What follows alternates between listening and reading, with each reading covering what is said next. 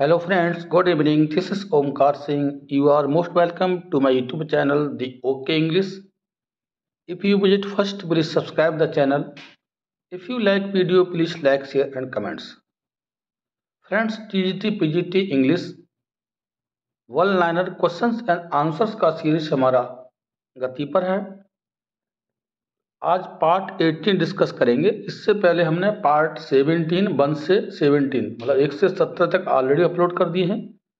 यदि आपने उन्हें वॉच नहीं किया तो प्लीज़ उन्हें भी वॉच कर लीजिए। बहुत अच्छे इंपॉर्टेंट क्वेश्चंस दिए गए हैं।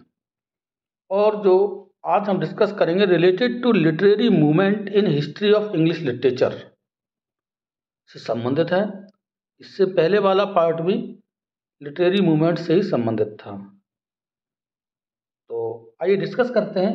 बड़े महत्वपूर्ण क्वेश्चंस हैं फ्रेंड्स। मेहनत करते रहिए। सपने उन्हीं के पूरे होते हैं जिनके सपनों में जान होती है।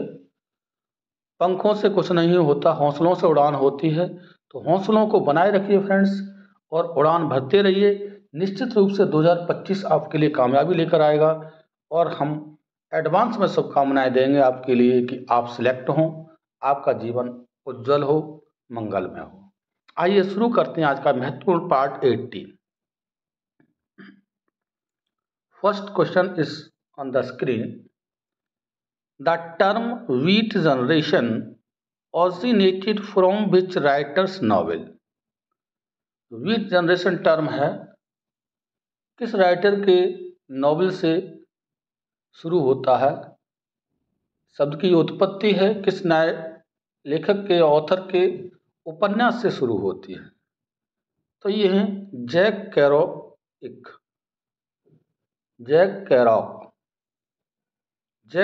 के नॉवल से व्हीट जनरेशन की उत्पत्ति हुई है। क्वेश्चन नंबर 2 है friends, who is known for his play the importance of being earnest, a satire of Victorian society. पूछा गया है कि विक्टोरियन सोसाइटी पर व्यंग्य करने वाले अपने नाटक the importance of being earnest के लिए किसको जाना जाता है? ये थे श्रीमान ऑस्कर वाइल्ड। कौन थे? ऑस्कर वाइल्ड या Wild. Question number 3 is here, which literary movement ought to capture the complexities of human psychology and consciousness through introspection and symbolism? Question number 3 में पूछा गया है कि ऐसा कौन सा साहित्यिक आंदोलन था जिसने आत्मनिरीक्षण और प्रतीकवाद के माध्यम से मानव मनोविज्ञान और चेतना की जटिलताओं को पकड़ने की कोशिश की थी? तो ये था सिंबोलिज्म। कौन सा था? प्रतीकवाद, symbolism. Who is known for his poem The Westland, a landmark work of modernist poetry? मतलब पूछा गया है कि जो मॉडर्निस्ट पोइट्री के लिए एक लैंडमार्क माना जाता है, द वेस्टलैंड किसकी कृति है? तो ये श्रीमान टी.एस. एलियट की। किसकी कृति है? किसने लिखा है द वेस्टलैंड? ये लिखा है टी.एस. एलियट ने। क्वेश्चन नंबर 5 है, the term southern Gothic is associated with literature set in which region of the United states? जो टर्म है साउदर्न गॉथिक जो कि लिटरेचर से संबंधित है, पूछा गया है कि यूनाइटेड स्टेट्स के किस रीजन में, किस क्षेत्र में ये जो है संबंधित है, कहाँ पे लिया गया है? तो द साउथ से लिया गया है, मतलब दक्षिण क्षेत्र से ये लिया गया है। संयुक्त राज्य अमेरिका के साउथ अमेरिकन से लिया गया। क्वेश्चन नंबर 6 है, who is known for his novel invisible man addressing issues of identity and racial inequality in America? Question number 6 में आपको बताना है कि अमेरिका में पहचान और नस्लीय असमानता के मुद्दे को संबोधित करने वाले अपने उपन्यास इनविजिबल मैन के लिए किसको जाना जाता है? ये थे राल्फ एलिसन। कौन थे friends? Ralph Ellison. Question number 7, the term metafiction refers to literature that does what. जो टर्म है आपका मेटाफिक्शन, उस साहित्य को संदर्भित करता है जो क्या करता है, किसके बारे में बताया गया है। तो पूछा गया है draws attention to its own fictional nature. किसका वर्क है कि ये काल्पनिक प्रकृति की ओर ध्यान आकर्षित करता है। मेटाफिक्शन शब्द। Who is known for his novel, question number 8 देखेंगे, the bell jar, which explores themes of mental illness and female identity। अपने नॉवेल के लिए कौन ऐसा ऑथर जाना जाता है? द बेल जार, जो नॉवेल का नाम है, जो कि इसमें दिखा है कि मानसिक बीमारी और महिला पहचान के विषयों की खोज करता है। तो किसने लिखा है? ये लिखा है सिल्विया प्लाथ ने। इसने लिखा है सिल्विया प्लाथ ने। क्वेश्चन नंबर 9 हम डिस्कस करेंगे friends. Which literary movement emerged as a reaction against the perceived excesses of Romanticism and focused on restraint, order and rationality. Question 9 कह रहा है कि यह कौन सा साहित्यिक आंदोलन था जो कि रोमांटिकवाद की कथित ज्यादतियों के खिलाफ प्रतिक्रिया के रूप में उभरा और संयम, व्यवस्था और तर्क संगतता पर केंद्रित था। तो ये कौन सा था? हमारा नियो क्लासिसिज्म। कौन सा था? नियो क्लासिसिज्म मूवमेंट था, जिसमें ये चीजें उभर करके आई। Who is known, question number 10 देख लीजिए। Who is known for his novel Heart of Darkness, which explores themes of imperialism and the darkness within human nature। मतलब उस नॉवलिस्ट का नाम बताना है जो हार्ट ऑफ डार्कनेस के लिए जाना जाता है, जिसमें दिया गया है कि जो साम्राज्यवाद और मानव प्रकृति के अंदर अंधेरे के विषय की खोज करता है। तो ये थे श्रीमान जोसेफ कर्नाड। कौन थे? जोसेफ कर्नाड। 11 नंबर देखेंगे friends. Who is known for his novel 100 years of solitude. देखिए ये नॉवेल के नाम है, इनको थोड़ा सा आप अपने दिमाग में ध्यान रखें। Who is known for his novel 100 years of solitude which blends magical realism with historical events. मतलब 100 ईयर्स ऑफ सॉलिट्यूड जो नॉवेल है, इसके लिए कौन से उपन्यासकार के नाम बताना है जो कि ऐतिहासिक घटनाओं के साथ जादुई यथार्थवाद को जोड़ता है। तो ये थे गैब्रियल गार्सिया मार्क्यूस। कौन जाने जाते हैं? Gabriel Garcia Marcus. 12 नंबर है the term minimalism in literature refers to writing that emphasizes what। जो टर्म दिया है मिनिमलिज्म मतलब न्यूनतमवाद शब्द लेखक को संदर्भित करता है जो किस पर जोर देता है? तो ये जोर देता है sparse prose and understated emotions. किसको जोर देता है फ्रेंड्स? ये विरल गद्य और संयमित भावनाओं को ये जो है जोर देता है।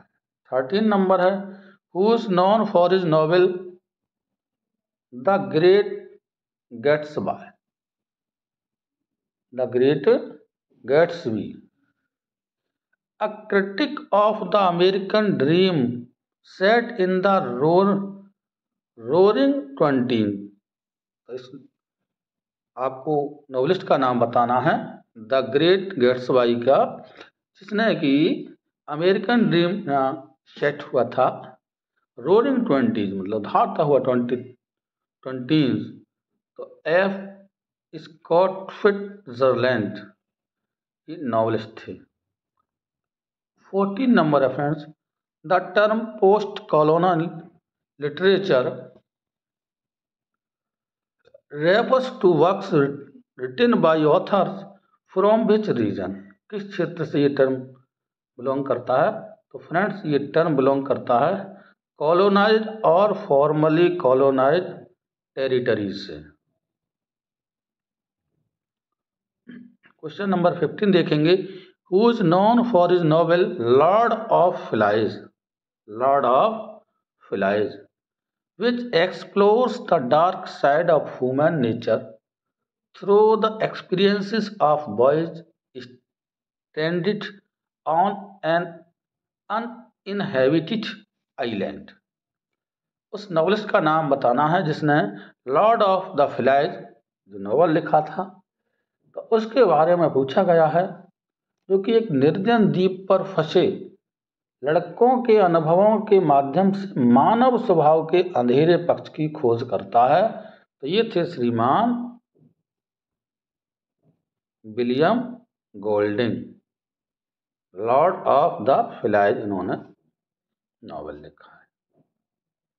16 नंबर है, the term magical realism originated in literature from which region. तो जो मैजिकल रियलिज्म है, जादुई यथार्थवाद है, किस क्षेत्र से लिया गया है? तो ये लैटिन अमेरिका से लिया गया है, उत्पत्ति हुई है इसकी। Which is known for his novel To the Lighthouse. किसको जाना जाता है या कौन है novelist? A pioneering work of modernist fiction, जो कि पायनियरिंग वर्क है मॉडर्न फिक्शन का।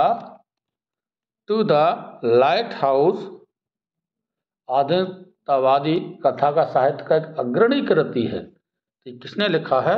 ये लिखा है वर्जीनिया वुल्फ ने। किसने लिखा है? वर्जीनिया वुल्फ ने।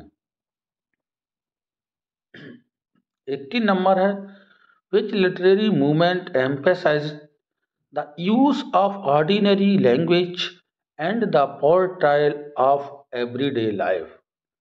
उस लिटरेरी मूवमेंट का नाम बताना है जिसने जो है साधारण भाषा के उपयोग और रोजमर्रा की जिंदगी के चित्रण पर जोर दिया है। तो वो है रियलिज्म मतलब यथार्थवाद। 19 नंबर है, who is known for his poem the Raven which explores themes of grief loss and the supernatural. आपको उस पोइट का नाम बताना है जिसकी जो पोएम है द रेवन। इसमें क्या दिया है? जो दुख को, हानि और अलौकिक विषयों की खोज करता है। ये थे श्रीमान Edgar Allan Poe. Edgar Allan Poe, इनकी कविता है द रेवन। 20 नंबर है, द टर्म एपिस्टोलरी नॉवेल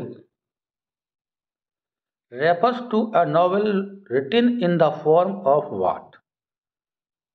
ये नॉवेल का नाम कुछ एपिस्टोलरी नॉवेल है। तो टर्म ये किस फॉर्म में लिखा हुआ? तो ये लेटर्स फॉर्म में लिखा हुआ है। ये कई विधाएं होती हैं फ्रेंड्स, लेटर होते हैं और भी संस्मरण विभिन्न प्रकार के आप समझते हैं, तो वो लेटर्स इसे बोलते हैं। तो ये फॉर्म होती है, विधा होती है।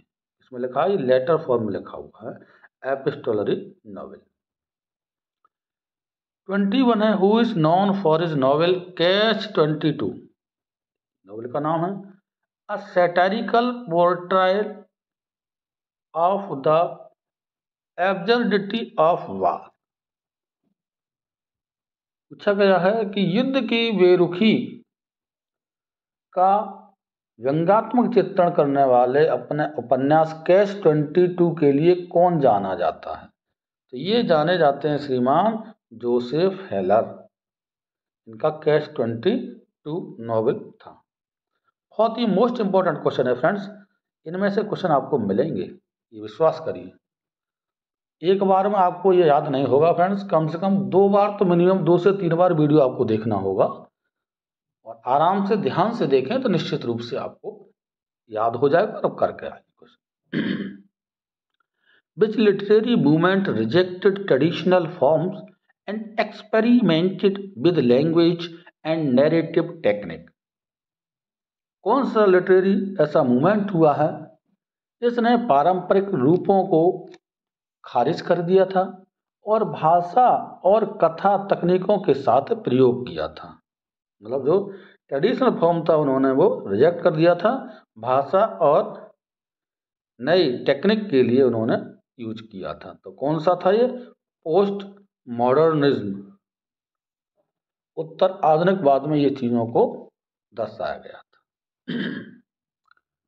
23 नंबर है, who is known for his novel brave new world?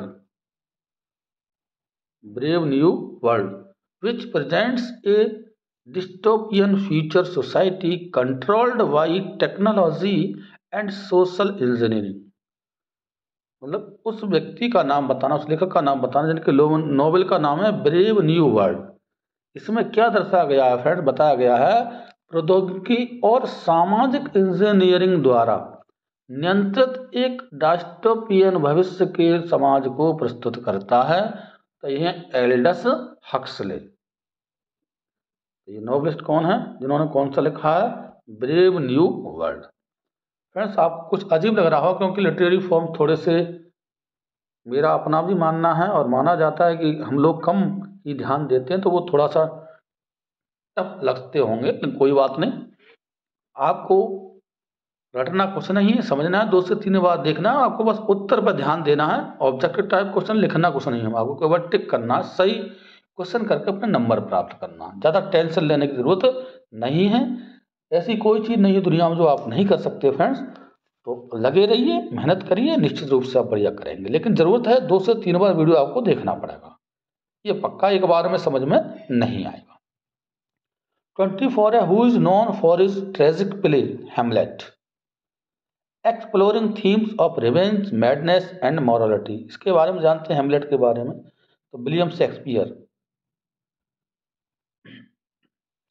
25 है, the modernist movement was characterized by a break from traditional forms and a focus on which of the following? 25 पूछ रहा है कि आधुनिकतावादी आंदोलन की विशेषता पारंपरिक रूप से अलग होना और निम्नलिखित में से किस पर ध्यान केंद्रित करता है? तो ये ध्यान केंद्रित करता है fragmentation and alienation, fragmentation and alienation पर ये ध्यान केंद्रित करता है, मतलब विखंडन और अलगाव। 26 who is known for his novel Moby Dick which explores themes of obsession, revenge and the nature of evil।